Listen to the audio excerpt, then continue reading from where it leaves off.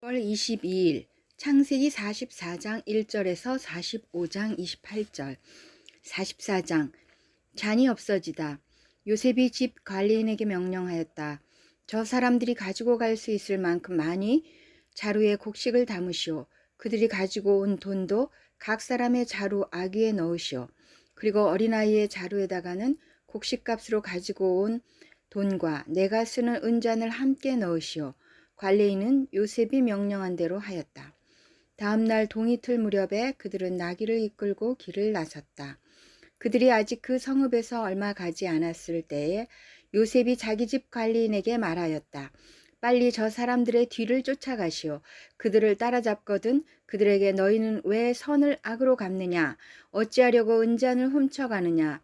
그것은 우리 주인께서 마실 때에 쓰는 잔이요 점을 치실 때에 쓰는 잔인 줄 몰랐느냐? 너희가 이런 일을 저지르다니 매우 고약하구나 하고 호통을 치시오. 관리인이 그들을 따라잡고서 요셉이 시킨 말을 그들에게 그대로 하면서 호통을 쳤다. 그러자 그들이 그에게 말하였다. 어찌하여 그런 말씀을 하십니까? 소인들 가운데는 그런 일을 저지를 사람이 하나도 없습니다. 지난번 자루 아귀에서 나온 돈을 되돌려 드리려고 가나안 땅에서 여기까지 가지고 오지 않았습니까? 그런데 어떻게 우리가 그대의 상전댁에 있는 은이나 금을 훔친다는 말입니까? 소인들 가운데서 어느 누구에게서라도 그것이 나오면 그를 죽여도 좋습니다. 그리고 나머지 우리는 주인의 종이 되겠습니다. 그가 말하였다. 그렇다면 좋소. 당신들이 말한 대로 합시다. 그러나 누구에게서든지 그것이 나오면 그 사람만이 우리 주인의 종이 되고 당신들 나머지 사람들에게는 죄가 없소.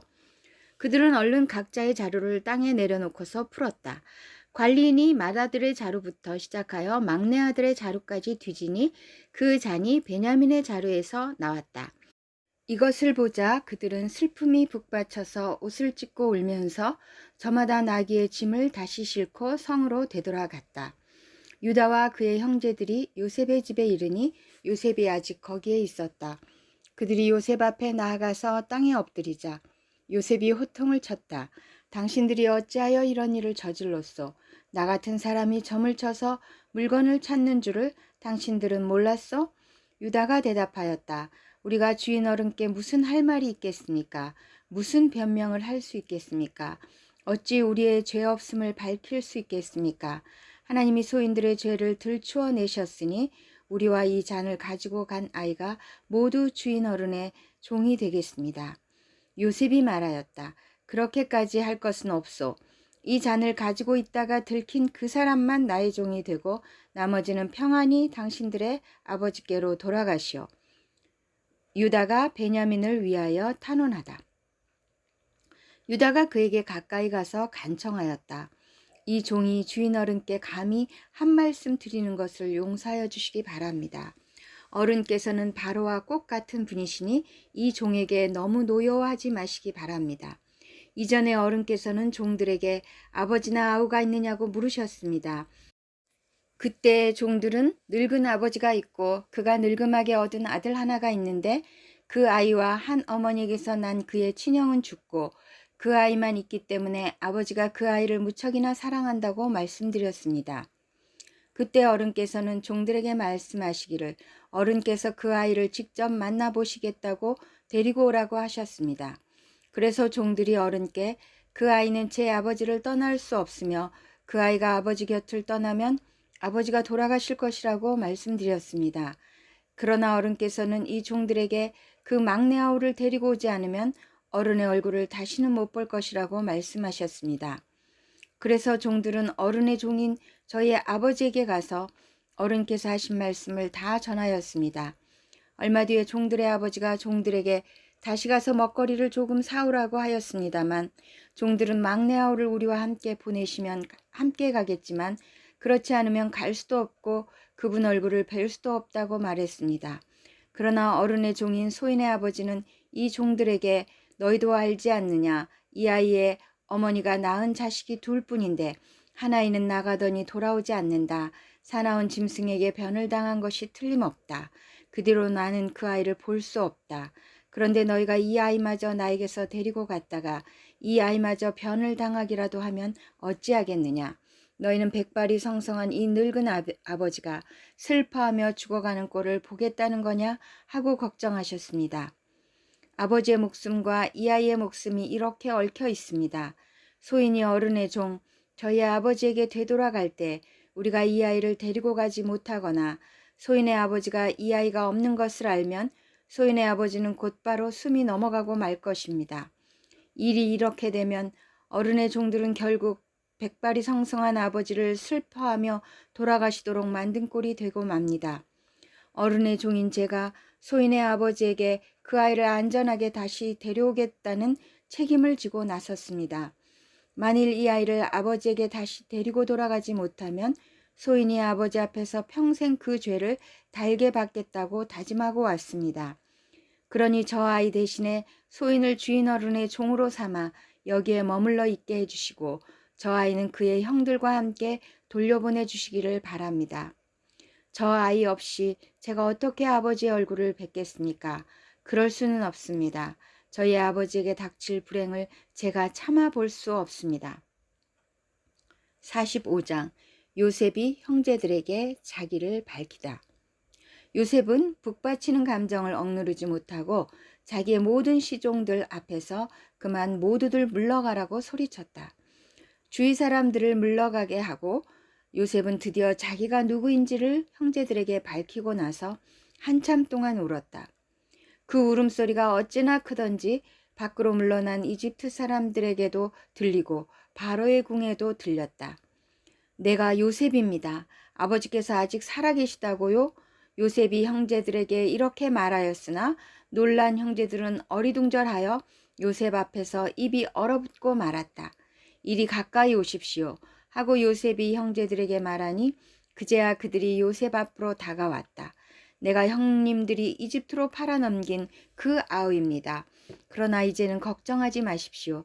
자책하지도 마십시오. 형님들이 나를 이곳에 팔아넘기긴 하였습니다만 그것은 하나님이 형님들보다 앞서서 나를 여기에 보내셔서 우리의 목숨을 살려주시려고 그렇게 하신 것입니다. 이 땅에 흉년이 든 지 이태가 됩니다. 앞으로도 5대 동안은 밭을 갈지도 못하고 거두지도 못합니다. 하나님이 나를 형님들보다 앞서서 보내신 것은 하나님이 크나큰 구원을 베푸셔서 형님들의 목숨을 지켜주시려는 것이고 또 형님들의 자손을 이 세상에 살아남게 하시려는 것입니다. 그러므로 실제로 나를 이리로 보낸 것은 형님들이 아니라 하나님이십니다. 하나님이 나를 이리로 보내셔서 바로의 아버지가 되게 하시고 바로의 온 집안의 최고 어른이 되게 하시고 이집트 온 땅의 통치자로 세우신 것입니다. 이제 곧 아버지께로 가셔서 아버지 아들 요셉이 하는 말이라고 하시고 이렇게 말씀을 드려 주십시오. 하나님이 저를 이집트 온 나라의 주권자로 삼으셨습니다. 아버지께서는 지체하지 마시고 저에게로 내려오시기 바랍니다. 아버지께서는 고센 지역에 사시면서 저와 가까이 계실 수 있습니다. 아버지께서는 아버지의 여러 아들과 손자를 거느리시고 양과 소와 모든 재산을 가지고 오시기 바랍니다. 흉년이 아직 5해나 더 계속됩니다. 제가 여기에서 아버지를 모시겠습니다. 아버지와 아버지의 집안과 아버지께 딸린 모든 식구가 아쉬운 것이 없도록 해드리겠습니다. 하고 여쭈십시오. 지금 형님들에게 말을 하고 있는 것이 이 요셉임을 형님들이 직접 보고 계시고 나의 아우 베냐민도 자기의 눈으로 보고 있습니다. 형님들은 내가 이집트에서 누리고 있는 이 영화와 형님들이 보신 모든 것을 아버지께 다 말씀드리고 빨리 모시고 내려오십시오. 요셉이 자기 아우 베냐민의 목을 얼싸안고 우니 베냐민도 울면서 요셉의 목에 매달렸다. 요셉이 형들과도 하나하나 다 입을 맞추고 부둥켜 안고 울었다. 그제야 요셉의 형들이 요셉과 말을 주고받았다. 요셉의 형제들이 왔다는 소문이 바로의 궁에 전해지자 바로와 그의 신하들이 기뻐하였다. 바로가 요셉에게 말하였다. 그대의 형제들에게 나의 말을 전하시오. 짐승들의 등에 짐을 싣고 가나안 땅으로 돌아가서 그대의 부친과 가족을 내가 있는 곳으로 모시고 오게 하시오.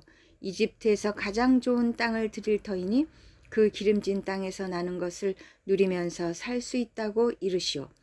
그대는 또 이렇게 나의 말을 전하시오. 어린 것들과 부인들을 태우고 와야 하니 수레도 이집트에서 여러 대를 가지고 올라가도록 하시오. 그대의 아버지도 모셔오도록 하시오. 이집트 온 땅 가운데서도 가장 좋은 땅이 그들의 것이 될 터이니 가지고 있는 물건들은 미련 없이 버리고 오라고 하시오. 이스라엘의 아들들은 바로가 하라는 대로 하였다. 요셉은 바로가 명령한 대로 그들에게 수레를 여러 대 내주고 여행길에 먹을 것도 마련하여 주었다. 또 그들에게 새 옷을 한 벌씩 주고 베냐민에게는 특히 은돈 300세겔과 옷 5벌을 주었다. 요셉은 아버지에게 드릴 또 다른 예물을 마련하였다. 이집트에서 나는 귀한 물건을 순나기 10마리에 나누어 싣고 아버지가 이집트로 오는 길에 필요한 곡식과 빵과 다른 먹거리는 암나기 10마리에 나누어 실었다. 요셉은 자기 형제들을 돌려보냈다. 그들과 헤어지면서 요셉은 가시는 길에 서로들 탓하지 마십시오 하고 형들에게 당부하였다. 그들은 이집트에서 나와 가나안 땅으로 들어가서 아버지 야곱에게 이르렀다. 그들이 야곱에게 말하였다. 요셉이 지금까지 살아 있습니다. 이집트 온 나라를 다스리는 총리가 되었습니다. 이 말을 듣고서 야곱은 정신이 나간 듯 어리벙벙하여 그 말을 고지 들을 수가 없었다. 그러나 요셉이 한 말을 아들들에게서 모두 전해 듣고 또한 요셉이 자기를 데려오라고 보낸 그 수레들을 보고 나서야 아버지 야곱은 비로소 제정신이 들었다. 이제는 죽어도 한이 없다. 내 아들 요셉이 아직 살아있다니 가고 말고 내가 죽기 전에 그 아이를 보아야지 하고 이스라엘은 중얼거렸다. 마태복음 14장 13절에서 36절 5천 명을 먹이시다. 예수께서 그 말을 들으시고 거기에서 배를 타고 따로 외딴 곳으로 물러가셨다. 이 소문이 퍼지니 무리가 여러 동네에서 몰려 나와서 걸어서 예수를 따라왔다. 예수께서 배에서 내려서 큰 무리를 보시고 그들을 불쌍히 여기시고 그들 가운데서 앓는 사람을 고쳐주셨다. 저녁 때가 되니 제자들이 예수께 다가와서 말하였다. 여기는 빈들이고 날도 이미 저물었습니다. 그러니 무리를 헤쳐보내어 제각기 먹을 것을 사 먹게 마을로 보내시는 것이 좋겠습니다. 예수께서 그들에게 말씀하셨다. 그들이 물러갈 필요 없다. 너희가 그들에게 먹을 것을 주어라. 제자들이 예수께 말하였다. 우리에게 있는 것이라고는 빵 5개와 물고기 2마리밖에 없습니다. 이때 예수께서 말씀하셨다. 그것들을 이리로 가져오너라. 그리고 예수께서는 무리를 풀밭에 앉게 하시고 나서 빵 5개와 물고기 2마리를 들고 하늘을 우러러 보시고 축복 기도를 드리신 다음에 떼어서 제자들에게 주시니 제자들이 이를 무리에게 나누어 주었다. 그들은 모두 배불리 먹었다. 남은 부스러기를 모으니 12광주리에 가득 찼다. 먹은 사람은 여자들과 어린아이들 외에 어른 남자만도 5천 명쯤 되었다. 물 위로 걸으시다. 예수께서 곧 제자들을 재촉하여 배에 태워서 자기보다 먼저 건너편으로 가게 하시고 그동안에 무리를 헤쳐 보내셨다. 무리를 헤쳐 보내신 뒤에 예수께서는 따로 기도하시려고 산에 올라가셨다. 날이 이미 저물었을 때에 예수께서는 홀로 거기에 계셨다. 제자들이 탄 배는 그 사이에 이미 육지에서 멀리 떨어져 있었는데 풍랑에 몹시 시달리고 있었다. 바람이 거슬러서 불었기 때문이다. 이른 새벽에 예수께서 바다 위로 걸어서 제자들에게로 가셨다. 제자들이 예수께서 바다 위로 걸어오시는 것을 보고 겁에 질려서 유령이다 하며 두려워서 소리를 질렀다. 예수께서 곧 그들에게 말씀하셨다. 안심하여라. 나다. 두려워하지 말아라. 베드로가 예수께 말하였다. 주님이시면 나더러 물 위로 걸어서 주님께로 오라고 명령하십시오. 예수께서 오너라 하고 말씀하셨다. 베드로는 배에서 내려 물 위로 걸어서 예수께로 갔다. 그러나 베드로는 거센 바람이 불어오는 것을 보고 무서움에 사로잡혀서 물에 빠져 들어가게 되었다. 그때 그는 주님 살려주십시오 하고 외쳤다. 예수께서 곧 손을 내밀어서 그를 붙잡고 말씀하셨다. 믿음이 적은 사람아 왜 의심하느냐. 그리고 그들이 함께 배에 오르니 바람이 그쳤다. 배 안에 있던 사람들은 그에게 무릎을 꿇고 말하였다. 선생님은 참으로 하나님의 아들이십니다. 게네사렛에서 병자들을 고치시다. 그들은 바다를 건너가서 게네사렛 땅에 이르렀다. 그곳 사람들이 예수를 알아보고 주위의 온 지방으로 사람을 보내어 병자를 모두 그에게 데려왔다. 그들은 예수께 그의 옷을만해라도 손을 대게 해달라고 간청하였다. 그리고 손을 댄 사람은 모두 나았다. 시편 11편 1절에서 7절. 11편 주님을 신뢰함. 지휘자를 따라 부르는 다윗의 노래. 내가 주님께 피하였거늘 어찌하여 너희는 나에게 이렇게 말하느냐. 너는 새처럼 너의 산에서 피하여라. 악인이 활을 당기고 시위에 활을 메워서 마음이 바른 사람을 어두운 곳에서 쏘려 하지 않느냐. 기초가 바닥부터 흘리는 이 마당에 의인인들 무엇을 할 수 있겠느냐. 주님께서 그의 성전에 계신다. 주님은 그의 하늘 보좌에 앉아 계신다. 주님은 그의 눈으로 사람을 살피시고 눈동자로 꿰뚫어 보신다. 주님은 의인을 가려내시고 악인과 폭력배를 진심으로 미워하신다. 불과 유황을 악인들 위에 비오듯이 쏟으시며 태우는 바람을 그들 잔의 몫으로 안겨주신다. 주님은 의로우셔서 정의로운 일을 사랑하시는 분이시니 정직한 사람은 그의 얼굴을 뵙게 될 것이다. 잠언 4장 11절에서 13절. 내가 내게 지혜로운 길을 가르쳐 주었고 너를 바른 길로 이끌어 주었으므로 내가 걸을 때 내 걸음이 막히지 않고 달려가도 넘어지지 않을 것이다.